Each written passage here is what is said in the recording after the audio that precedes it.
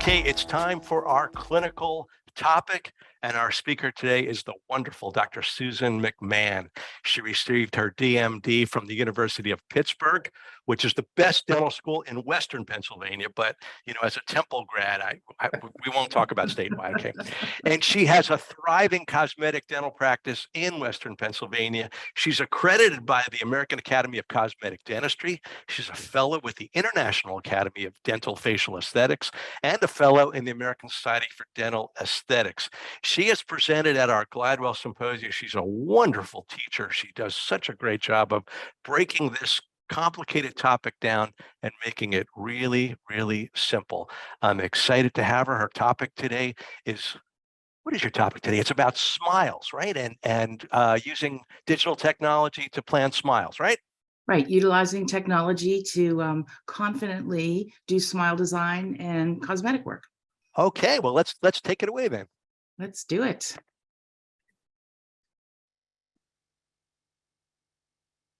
So, cosmetic dental procedures are being requested by our patients 5 times more than they were 5 years ago. Everybody's interested in cosmetics these days. And you'll see all over the social media, we have lots of influencers that are marketing veneers. So I have patients every single day come in, younger patients especially, looking to do veneer work, looking to do cosmetic work. And it's no longer takes 25 years of experience and intuition and intuitive smile design to do it.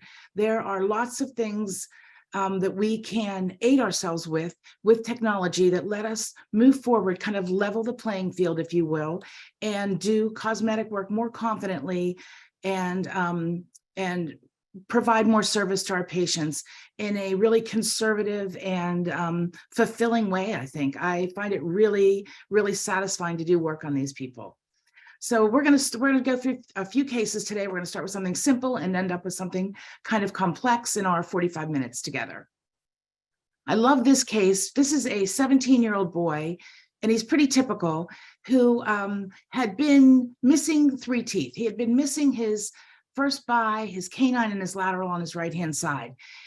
Years ago, before I met him, he went through some orthodontics, had an impacted molar, an impacted canine, and they exposed it, a surgeon exposed it, and an orthodontist tried to pull it down. And when that happened, he ended up losing the canine and eventually losing the lateral and the bicuspid on either side. So he had a big bony defect up there. He's missing 3 teeth, had been like this for a long time, and had been bouncing back and forth between his general dentist and a periodontist. And the general dentist kept saying, we'll wait and see what the periodontist says. It's okay to put implants in. I think that's the best thing we're going to do, but we're going to wait and see. And the periodontist kept saying, wait till your general dentist says it's okay. And every 6 months, he would go back and forth between these 2 offices until he got to be 17, from about 14 years old to 17. And at 17, he was kind of like, his parents were like, it's affecting him emotionally. He's just not putting himself out there socially as much. He seems sort of reticent and a little introverted. And we think a lot of it has to do with the fact that he won't smile. He's so conscious of it.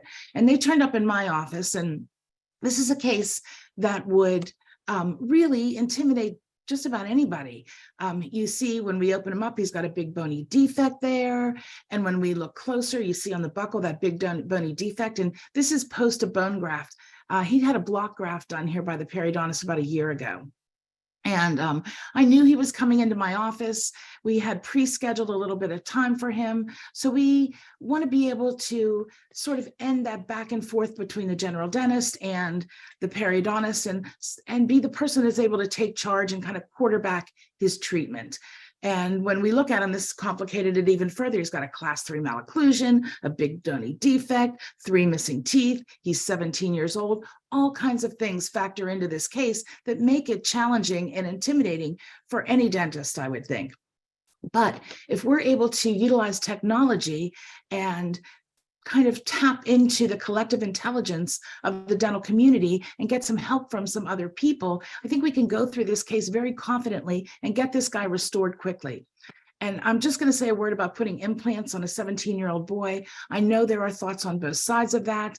My personal feeling is that this not having teeth up here is affecting him in a way that is greater than the possibility of needing to maybe redo these implants or redo the restorative in 10 years when he fully matures. So I think for his, and I talk it over with him and his dad, who are in my office, that there are some risks with growth and doing something on someone of his age. But if we're able to restore him and make him feel better about himself, I think that it's sometimes that's worth maybe overriding those other concerns. So I do a lot of cosmetic work on younger people because of that, but I try to be as conservative as I possibly can. So we bring him in, we digitize him, we scan him intraorally, we take a CT scan, and then we get together to do some implant planning.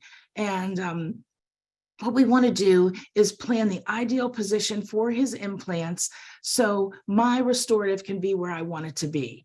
And I talk to the lab technician, and I've got the periodontist with me in this consultation on the phone, because he's going to be the one that's placing the implants. I don't actually place the implants myself. I just do the restoring. And then we also have a prosthodontist involved for a little bit of help as to making sure that where I want to restore him is actually the ideal functional place. And with the help of the periodontist, the surgeon, and the implant planners, the digital planners, we can figure out exactly where to put those implants and for them to be screw retained, which is ideal for us, right? And we're looking at this all in about a 15-minute conversation. And we have taken this boy from bouncing back and forth between us and the periodontist for 4 years. And I'm not saying I would have put implants in him at 14, but I think that they were sort of heading toward waiting until he was done with college, 21, 22 years old, and just having him go through college like that. So we took him from kind of bouncing back and forth to a solid plan. We can put implants in these positions. I can restore him in a place where I feel that he is going to be functional and aesthetic. And we can do it all very quickly. So in this particular case, we designed the case. I had them send me a file, an STL file, and I'm printing it on my printer in the office. And here's my setup in my office. I'm in the city in Pittsburgh. And so I have a little space. I have about 1,300 square feet. And I don't have the luxury of having huge rooms for things. So here's my digital setup. Here's my production setup. You see, I have the IO mill, I have an oven, the design center, then a printer, and the wash station and the curing station. And this is all in a hallway on the way to our operatories, because I don't like all my patients to see this. And every time we go by and something's making noise, we always are saying, oh, so sorry about the noise, but that's our printer or that's our mill, and we're able to mill things same day or print things out for you same day. So it kind of helps build awareness of our technology too. We do have to tolerate a little noise in our hallway because of that. So we print the stent out, and then we print the stent out. Oh, I'm sorry. And then we are able to do his case, and I'll show you his case at the end. We print the stent, we have the surgical case going, and then we insert the implants. We eventually restore him, and he's completely done in 4 months. So at that original appointment, that consult appointment, we're able to tell him and his father, we're going to put 3 implants in, we're going to restore them.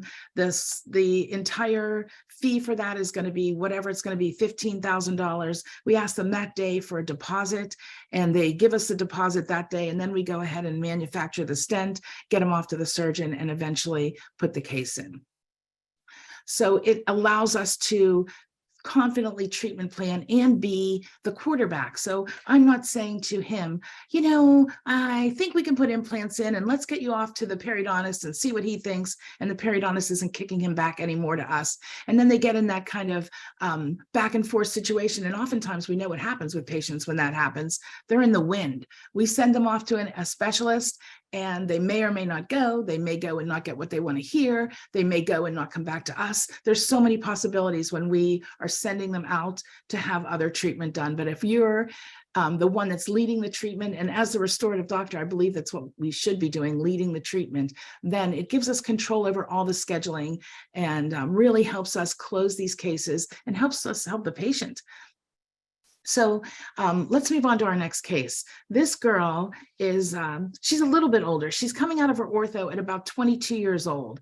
And the orthodontist sent her over to me, and she's a pretty straightforward smile case, but I'm going to talk about how we use technology to make sure we do this really confidently and get her a great result. So she looks okay here, right? And we look at her pan, nothing too much going on there. But we take the PAs and we see why the orthodontist has sent her to us. Her number 7 is failing, and we are planning on, once she has those brackets off, the minute she comes out of her ortho, putting an immediate placement implant in there, and immediately putting a provisional on it, allowing it to heal, and then finally restoring it. So that's also a situation that gives us a lot of pause, a lot of us dentists, because it's in an anterior case. We want to make sure it's really beautiful and perfect. And we want to have the ability to do that without a lot of stress and without the complications that can come from that. So we're going to digitize her. I'm going to get together with my people again. I'm going to send this out to the lab and ask for an implant planning. I want to know exactly where that implant can go. And in this particular case, we know where we want the tooth to go. The orthodontist already put it there for us. So we don't have to kind of figure out where we want the tooth to go, but we do need to know exactly how deep the implant is, what the size of the implant is, and exactly where it should go. So we're planning using her pre-op scan with her ortho on where that implant can go, what size it's going to be, where it'll fit buccolingually to allow us to put the screw hole in, and we get a plan. And we can change this plan if we want to. We can go in and talk to the planners and say, no, I want to change, I want to change the position of the implant. I want the tooth to be rotated, say, if you wanted to do something like that, or there's many things you can do, but it gives you the opportunity to look at your final product. And then they make a stent for us. And you see it has a guide in there, and there's only one place that that implant can go if that guide is in the mouth. We're at surgery day. She's had her braces taken off that morning, and she's over with my periodontist at the periodontist office, and we're going to take that tooth out. And there it is, certainly not a good long-term tooth for sure. So it's definitely needs to come out, and an implant needs to go in. Clean the area a little bit. Stent goes on with a gauge, implant goes in.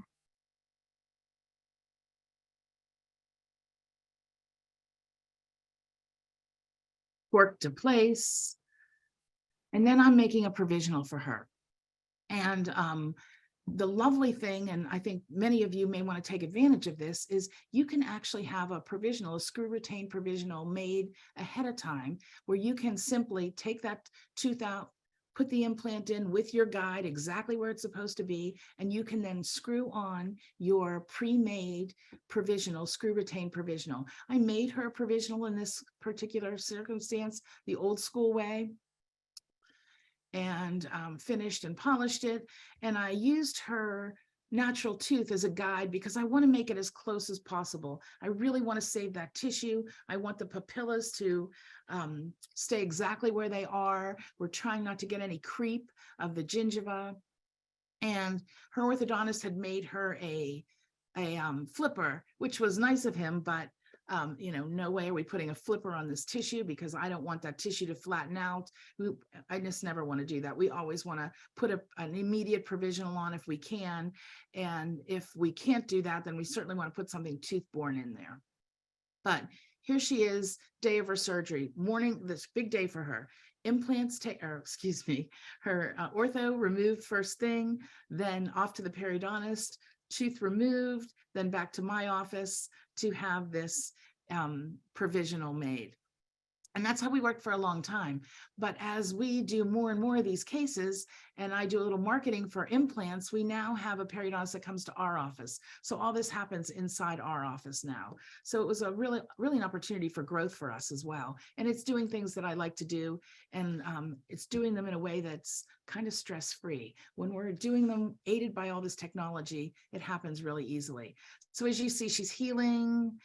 healing. You see that tissue's coming down. We saved the papillas. She's a little bit of, a little bit of recession kind of in the distal corner, distal line angle, but doing pretty well. I took an impression eventually, and then there she is with her final. So confidently restored, felt great the whole time that we were going to be able to give her, exactly what she had before.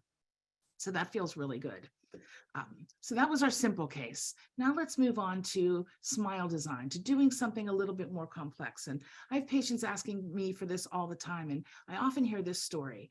I have patients that come in and I'll ask them about their previous dentist, why, who cleans your teeth? Have you been seeing the dentist? And they're like, oh yeah, I've seen my dentist since I was 10 years old and I love him. But I started to think I might want to have veneers and I wasn't sure he or she did that. So I kind of started looking around on the internet and I found you. And that's how they turn up in my office. And sometimes they'll have a story where they're like, yeah, I said, did you talk to them about doing veneers in your office, in their office? Yeah, they never really talked about it with me. And I just didn't think it was this thing. And so we kind of have to ask ourselves, are we losing people out the back door because they don't think it's our thing? Because we're not kind of addressing their concerns. And it's a touchy thing to say to somebody, hey, your teeth look like really bad. I think we should put implants or veneers on them. But I think there are ways to say that, let me tell you about some new things we're doing in our office and train the hygiene team and our patient coordinators to do that. Let me just tell you about a few things that we're doing in our office. And we never say, can I tell you about a few things we're doing in our office? Because that gives people a chance to say, no, tell me about your family instead, or what's going on with your kids. So we just say, let me tell you, and kind of dive right in. So sometimes that happens. They say the doctors, they never asked me about it. And, or I never thought they could do it. Or they'll tell me, you're my third consultation and I've seen a bunch of other doctors. And one of them I thought was pretty awesome. And then I went there and he didn't really have any photographs of the work he did. And that made me nervous. So I decided not to go because on the internet, it says doctors should have photographs of what they do. Or I've had patients that say, yeah, they told me that I needed crowns on all my teeth.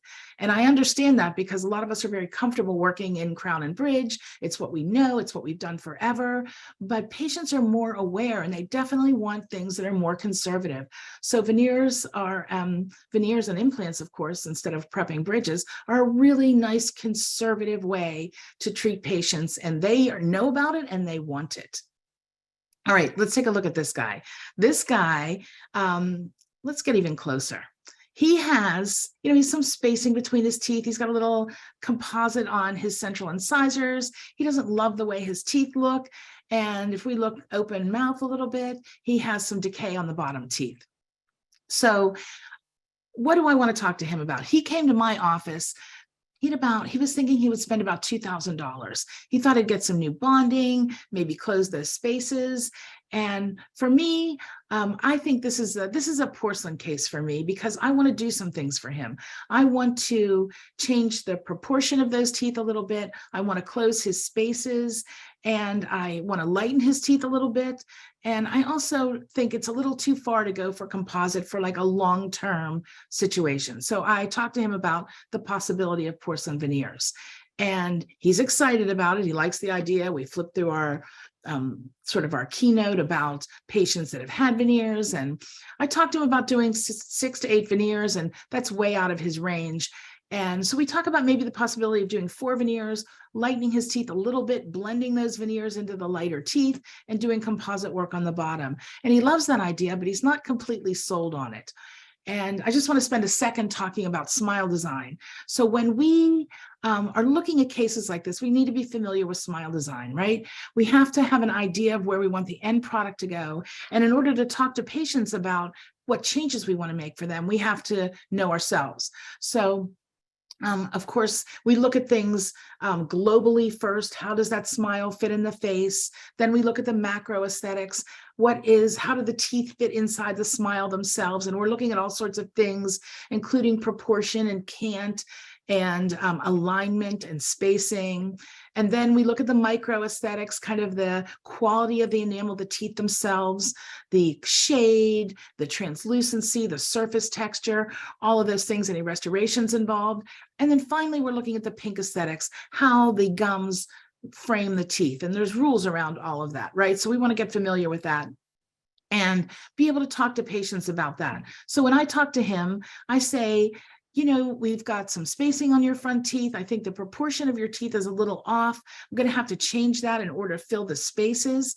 And I also think like your right set lateral incisor looks a little shorter than your left lateral incisor. So we're going to do some gum sculpting. We talk about all these things and he's kind of on the fence about it because it's a lot more money than he intended to spend. So we take our Smile Design pictures and then we digitize him. We do some intraoral scanning, we take some photographs, and then we're able to utilize programs. You can send your scan and your photographs into the lab and they can do some smile designing for you. You can do it yourself if you have like a program like this, Digital Smile Design. You can upload some photos. You can have your ceramist help you with this. But basically, we are looking to do the things I talked to him about, change those things, and then I present that to him. I'm showing him these before and after. And we want to kind of be careful because this isn't a true representation, right? It's a mock-up of what he can look like, but it gives him an idea what he's going to look like with closed smiles, whiter teeth. And it can be kind of powerful and help them, help patients move toward decision. I take that mock-up and you can have that sent to you in an STL file, and then I print that digitally, I print that on our printer, and we take that and make a stent from it. This patient hasn't decided whether he wants to move forward or not. So we have him come back in a couple of days and say, let's do a little exercise where we can show you what that's going to look like. So we shoot some video, and I have one. I got you looking all serious. About to say something? I'm gonna ask you a few questions, okay? Okay, so just like tell me a little bit about yourself. Oh, in general? Yeah. I am a bilingual research editor for AARP. Okay. So that's my So he is a, you know, I have one staff member that's really good at talking to people, and she'll shoot some video, and then we take a freeze frame of that video where his mouth's open and you can see his teeth.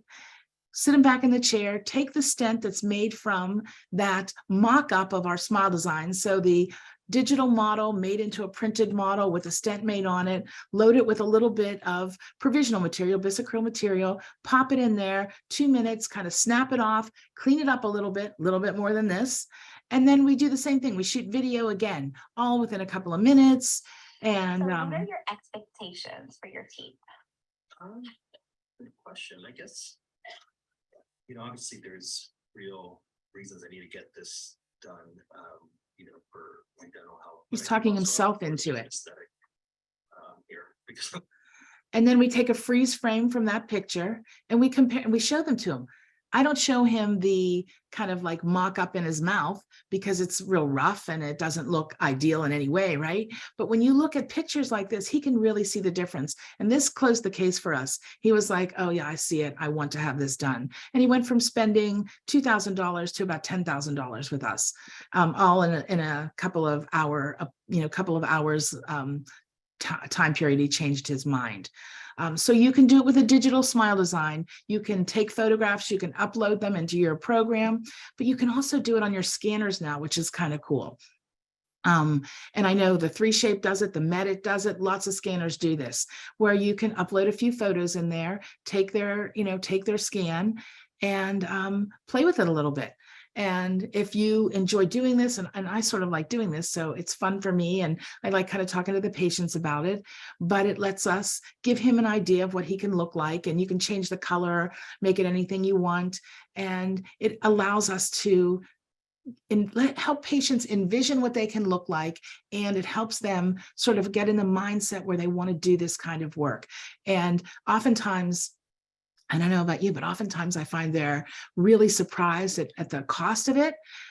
There's two camps kind of. There's people that are really surprised at how much it costs, and then other people that walk in with a credit card in their hand. They're like, I know what this costs. They've done their research. But these people really benefit from this kind of smile design. And from that smile design, we can then take that into our clinical work. We know what the length looks good on the patient based on these photographs and the design mock-up and how it looked in their face. And we can have the lab make us some things, some prep guides, some stents, and then we're able to move forward clinically with confidence, knowing we know what our end product is and our patient satisfied with the end product. And we know how much to prep based on our prep guides. And we can also use that mock-up as a prep guide in the actual procedure. So we can take that provisional material that we have on the teeth and put it on there again and prep through it, knowing exactly where we want our end product to go. So he had some decay on the bottom, so we fixed that first, and then we prepped his teeth. And when we look at these preps, these are prepped through the contacts. They're prepped through the, we're leaving all the cingulum and as much of the marginal ridge as we can. And if you recall, this guy had a decent amount of decay. So I would consider this sort of a aggressive veneer prep. This is the most I'm ever really prepping for veneers. Oftentimes we're simply doing the facial, but in his case, he had all that decay and we needed to prep through those contacts. So we're doing a little retraction, we're scanning him, we're gathering some information for the lab. The lab needs to know what color those teeth are underneath so they can pick the correct shade of material to get us to the end product that we want. So we're gathering some information. We've got the prep shade, we did a little whitening on this guy, and then we made provisionals based on our digital pre-op design. And then we get to see them on him and he gets to see them on himself. And oftentimes I'll adjust these, I'll put the provisionals on, I'll make them myself. And then I adjust them a little bit to get them where I want them, where I think they're going to look good. And then we send him home. Well, actually, then we shoot video. We always shoot the video here because this is the big moment. This is the big, kind of change for him. So we always like to have that video for other reasons, to use on social media, to use in teaching like that. So shoot the video, then be ready. We send him home with instructions. 5 to 7 days later, he comes back. If I like it, if he likes it, everybody's happy. We have him sign a consent that says, I like everything and I'm going to go move forward, make my permanence from these. We start gathering some shade information at that same appointment. He's post-whitening. You can also, on certain scanners, they have shade guides built into them, shade mapping built in, which is kind of cool. And then we're going to take a scan of that provisional because it's the way he likes it. It's the way I like it. It's been revised possibly from the digital design, and all that's going to go to the ceramist. And with that information, he is going to make us, the lab can then use that as the restorative guide, and they can mimic their restorations right off the provisionals that you already know you both like. Makes it very predictable. Everybody's comfortable with it. You can do it with confidence. When you come back for the insert appointment, the only thing you're really thinking about is my shade going to be where I want it to be? And if you've provided the lab with all the information they need, the shade underneath, the shade you want it to be, some photographs, it's pretty much going to be a winner for you every single try-in. And we always call this the try-in appointment for patients because we don't want to call it the insert because they expect to get their teeth then. We call it the try-in appointment. We're going to try everything in. If we like it, it'll go in. If not, we may make changes and send it back. Sets that reasonable expectation for them. In our office, about 95% of the time it goes in that day. Every once in a while, I want to make changes. And if I put the teeth in and there's something I don't like about them, I say to the patient, oh my gosh, I love these. I just want to tweak one thing. And I take photographs, take them right back out, put a provisional back on, and I don't even let them see them because I want it to be the way I want it to look the first time they see them, because there's a lot of anxiety for patients around this, and they really need the comfort level of feeling that you're totally confident. So that's what I do. And then I have them tweaked and have them come back. So that we try them in. If they approve them, they sign another consent. And then we're going to isolate. We're going to bond them in one at a time. And here he is post-op.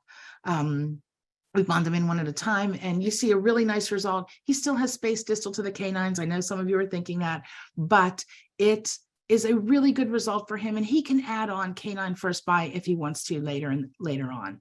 But I feel like we got a nice result, and he's very happy with that. Let's kind of zip through a couple of bigger cases. This is a patient. I love this guy. He's the American success story. He is a first generation he's an immigrant. He's not first generation, he is an immigrant, and he is here in the US, has done very, very well from Eastern Europe. He was going back home and he was like, I want to look like money. I want my teeth to look like money. And he's an intimidating case from a restorative standpoint. Look at this. He's got, weird occlusal patterns. His posterior teeth are dropped. Number 6 is an implant. He's got a funky implant in the kind of like the neighborhood of number 29. He's got some failing bridge work. He's got crowns everywhere. Look at that implant on number 29. It's like right in the middle of the space. So he's got some things that are definitely make it difficult to just want to dive right in. You really need to have a plan, and you really need to have a very systematic way of doing it. So we are going to digitize him just like we talked about. We're going to do some planning, and we're going to do this with our ceramist. We're going to plan exactly where I kind of want those teeth to go, upper and lower. I'm going to do the upper arch first, prep it, and then have them back and prep the lower arch. So we did some planning, and this is what digitally it looked like. I wanted to make his teeth longer, and I always try to save the shape of his natural teeth, because what could look better on you than the shape of your natural teeth? But we enhance it a little bit. We're closing spaces. We're getting rid of restorations. We're trying to fix as much as we can the occlusal plane, and it gives us a real way forward. And then we get some stuff from our lab, and then we have a step-by-step way to do it. We're going to do the maxillary first. We're going to do a bite. And then we're going to put him in provisionals that are based on this design. And so not only do we have a step-by-step way of going through it, where it's sort of very few complications along the way, but now we have a prototype for him and for me. Make sure, is what I thought he was going to look good and what the ceramist thought he was going to look good, does that look good? And he thinks it looks good, and I think it looks good for him too. Big difference. But back, do the mandible, and then of course we shoot video in provisionals. And this guy hardly said anything to us. He was so quiet. But when he got up from this, we got a high five. So what you had in mind? that was a good day for us. We all felt pretty awesome about that in the office. And he wears his provisionals. We, do the same thing we do on the other cases. We're scanning those provisionals and sending those to the ceramist. So we're going to use those as the prototype, because I probably tweaked a little bit from the digital design. And then we use those to make his finals. And here he is before and after. You can tell he feels good, like definitely feels so much better about the way he looks. Big, complicated case, done very systematically with a lot of help from our friends at the lab and digital technology. One last case we're going to zip through, and then we're going to wrap up for today. So, I did not do a whole lot of all on 4s or all on 6s, because those patients just weren't coming to me. My practice was sort of focused on definitely on cosmetics, and we do a lot of social media wrapped around younger patients. So whenever we have a younger patient in our office, any patient, but the younger ones work better for this, and they are pleased with their outcome of their whatever we've done for them. We always ask them if we can photograph them, and we do it on their camera in their phone, and ask them if they have social media to tag us in it. So a lot of our referrals come from tags of our existing patients on social media, and they're young. It's a younger patient base that comes that way. So I didn't see a lot of these kind of cases. And I got to tell you, they're some of my favorite cases to do now. And I can't believe how many of them are out there. These failing full arch, all on implant cases. So we do what we've done with everybody. We digitize them. We get some help with design, and we get some help with knowing exactly where the surgical implant, where the surgery needs to go, where the implants need to go. And we use stents for this, surgical tissue-borne stents, extract the teeth, implants are going in, eventually scanning these implants. We convert the day of surgery onto from a denture onto a fixed denture, and then these are the multi-unit abutments in place here. And eventually we get him scanned and into his permanent restoration. But it's very systematic. It feels very predictable, and it's very comfortable, and you can do it with lots and lots of confidence when you have the help of some other people. And we can turn that guy from what he, was really failing, and I think he looked about 20 years older than he does now, into someone that's functioning and is a super happy patient that's referring other people to you. I thank you for your time today. If anyone would like those consent forms, people are always asking me for them. Drop me an email, happy to send them to you. Well, thank you, Dr. McMahon. Some beautiful cases, some excellent stuff. Thank you so much. We've got some questions. Are you ready? Okay. I'm ready. You actually, I think in the beginning you showed a case, and you said you were going to show us the rest of the case. It was the gentleman, I think it was missing 6, 7, 8, something like that. Yep. Let me, you can ask another question. And I'll find it. I should keep talking while you look. Keep Okay. talking. Let me find that case So on for that you. particular case, and I know this was somebody who had been delayed because you're waiting for growth. What about a snap-on smile? Would that have been a reasonable way to temporize him until you were ready to do more definitive treatment? I really like Snap-on Smile, and I think there are some good cases for it. This particular guy wouldn't wear any provisional. So Okay. he just wouldn't wear it, but I don't think that's a bad option at all. Here we go. Let me just screen share. I'm going to just zip through this if that's okay. Here he is getting his surgery done. You're not screen sharing anymore. Oh, I'm just looking at it myself. I'm enjoying it. Well, that's the most important part. Right? There you go. All right, let's try that again. He's getting his implants placed. Here they are in, suturing him up. We took his digital mock-up, printed a model, and made him a suck-down Essex on it. So It's Wow. not as nice as a Snap-on Smile, but it was something. He wouldn't wear it. He didn't wear it at all. And then there he is with his spinal. Here he is in place. That big bony defect, we needed a lot of pink porcelain on there to make it work, but totally nice end result, and he's functioning really well with that. That looks good. Yeah, that looks good. So you did that with porcelain, or did you do that with zirconia? Oh, that's zirconia. That is Zirconia. zirconia, pink zirconia on it. Yep.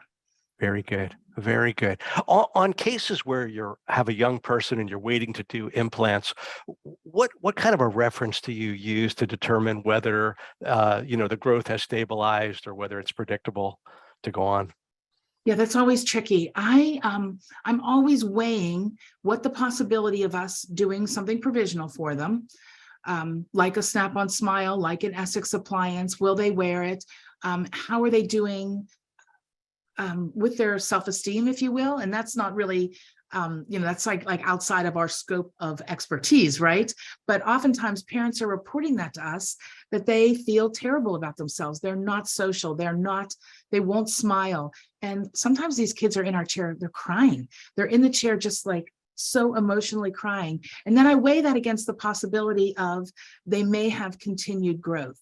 A little bit easier with girls because we know they're maturing faster, but we're oftentimes talking to their physician about it. Okay. Very good. Very good. You showed us the mock-up that you did. Do you charge for that mock-up? Like if a patient's interested in a pretty big aesthetic case, do you just go ahead and do it, or is there some charge? We charge them for our consultation, which is a nominal fee, $175. And in that consultation, I'll take an iTero scan, a digital scan. We always take a CT scan. We take the photographs. And if I need any other x-rays, it's all included in the $175.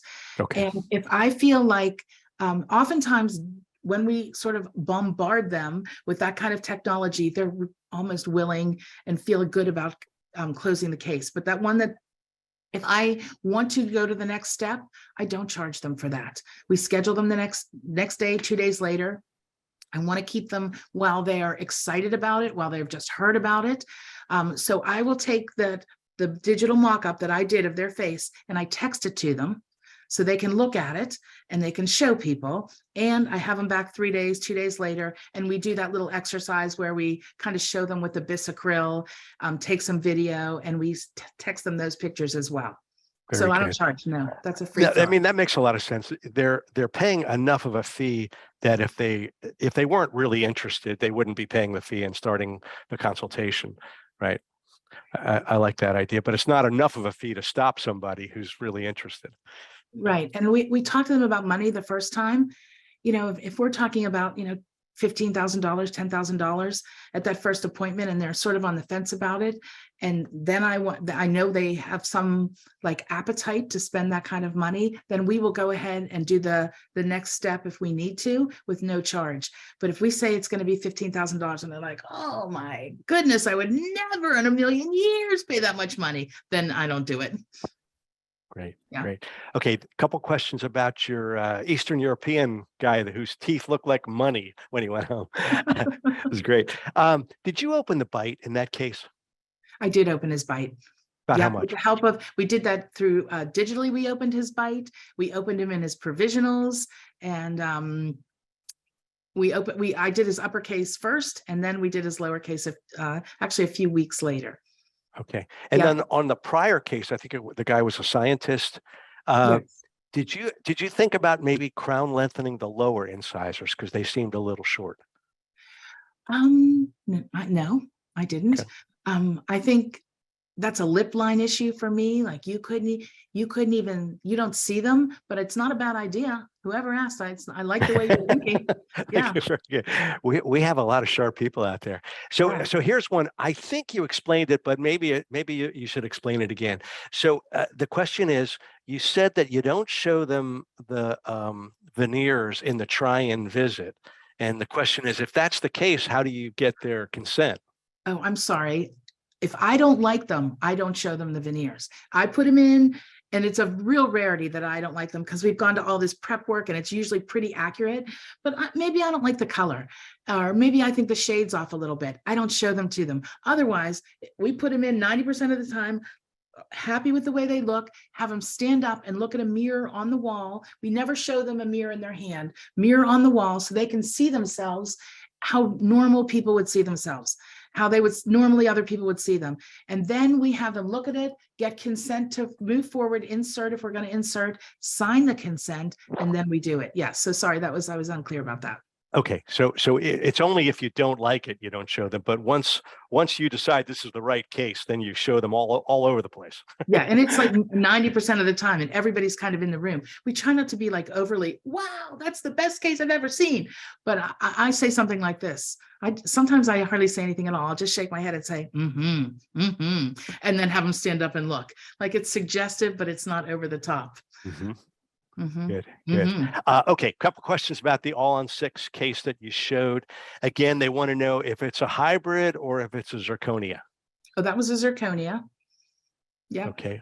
Are you doing some acrylic hybrids or are you doing all zirconia for? No, I'm doing both. Doing both. Yeah. And Okay. I'm surprised at how many people need that. Like it's because frankly, it's not the most difficult technical thing we've ever done in dentistry. And it's such a big reward to fix people like that. It's amazing. The guy in that picture, I think he was 52 years old. Wow. So, yeah. And that was a really nice result. Yeah, he was in great need. Okay, here's a question about those full arch cases. Sometimes you're going to have to change the OVD. You're going to have to change the cant. There's a lot of changes that you're making. Some doctors want to take that patient to a complete denture first to work out all those things and then turn them over to an implant case. Do you go in that direction, or are you able to go directly? I do understand that. And there are some patients that have a lot of infection and you can't directly implant them and put, you have to take out the teeth. You've got to do some bone grafting. You've got to let some healing happen before those implants can go in because the sites just aren't ready. Right. I will and have put people teeth out full denture in, and work out those sort of things.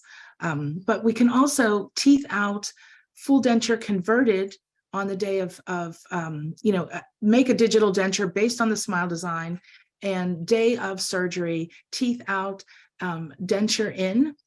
And we can, or teeth out implants, denture in converted, and we can work those things out Right. in the denture as well.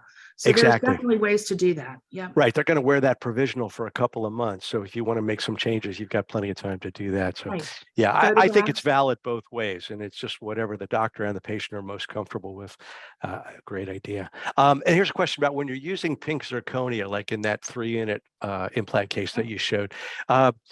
What about the patient's ability to conduct hygiene? Is it a super floss kind of a thing, or is it how do you recommend they clean it? Right. It's always a commitment from the patient, but it is a super floss situation. They've got to thread that floss through there and clean it. We also put them on water picks. But most, like, I don't know if we saw that guy, his hygiene was terrible at first. Like those first pictures, his hygiene was awful, but it's because he was so conscious of his teeth, he wouldn't look at them. And if you look at his later pictures, which would take me 10 minutes to figure out how to get it up there again, he's got immaculate hygiene because he felt so much better about it. And he responded to us telling him he loves my hygienist. He's a routine patient. Often, most times when people make the commitment for the money to fix something like that, they are much better at the hygiene. We all know that. Very good. Yeah. Dr. McMahon, thank you so much. I love your passion, your enthusiasm for aesthetic dentistry. It comes right through the computer screen. I can feel it. And really enjoyed your lecture. We got so many good questions, so much good reaction from the audience. We appreciate it.